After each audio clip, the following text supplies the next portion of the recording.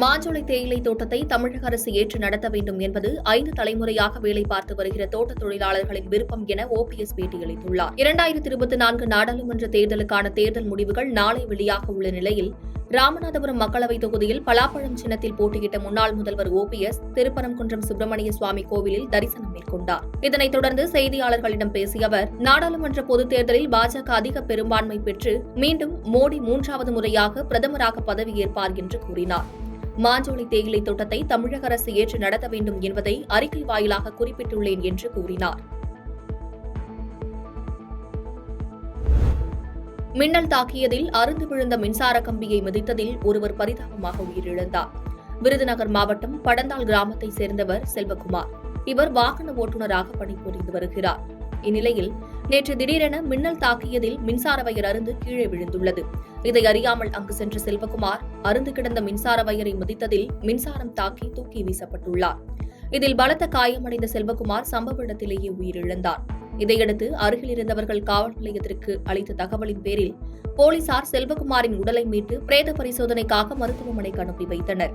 மேலும் விபத்து குறித்து சாத்தூர் நகர் போலீசார் தொடர்ந்து விசாரணை நடத்தி வருகின்றனர்.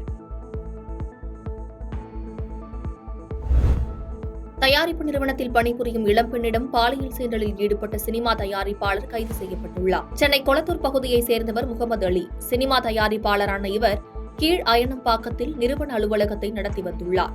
இந்த அலுவலகத்தில் கொரட்டூர் பகுதியைச் சேர்ந்த பெண்ணை பணிக்கு சேர்த்துள்ளார். இந்நிலையில் அந்த பெண் அம்பத்தூர் அனைத்து மகளிர் காவல் நிலையத்தில் புகார் ஒன்றை அளித்திருந்தார். அதில் முகமது அலி திருமணமானதை தன்னிடம் மறைத்து தன்னை காதலிப்பதாகவும் திருமணம் செய்து கொள்ள வேண்டும் என கூறி தொல்லை கொடுத்ததாக குறிப்பிட்டுள்ளார்.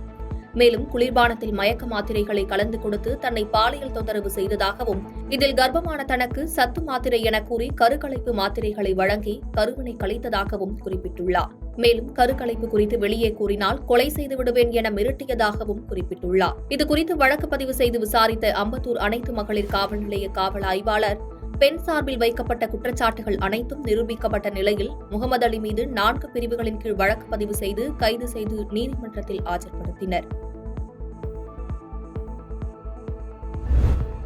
பாச்சல் மேம்பாலத்தில் ஷேர் ஆட்டோ மீது கார் மோதிய விபத்தில் மூதாட்டி உயிரிழந்த நிலையில் மேம்பாலத்தில் இருந்து கீழே விழும் இருவரின் CCTV காட்சிகள் வெளியாகி பரபரப்பை ஏற்படுத்தியுள்ளது. திருப்பத்தூர் மாவட்டம் ஜோலார்பேட்டை அருகே அச்சமங்கலம் சாமுடி வட்டத்தை சேர்ந்தவர் ராஜா. ஷேர் ஆட்டோ டிரைவரான இவர் திருப்பத்தூர் பேருந்து நிலையத்தில் இருந்து பயணிகளை ஏற்றிக்கொண்டு பாய்ச்சல் ரயில்வே மேம்பாலம் வழியாக புதுப்பேட்டை நோக்கி சென்று கொண்டிருந்தார்.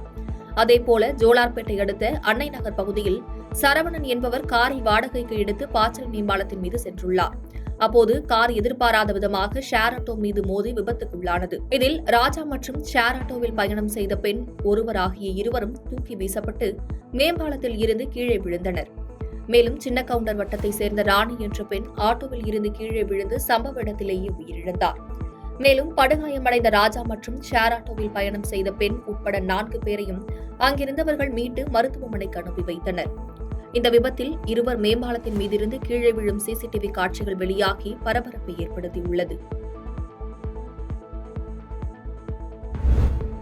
பதவி வரமருளும் திருச்சிறுகுடி சூட்சமபுரீஸ்வரர் ஆலயத்தில் மத்திய இணையமைச்சர் எல் முருகன் சுவாமி தரிசனம் செய்தார்.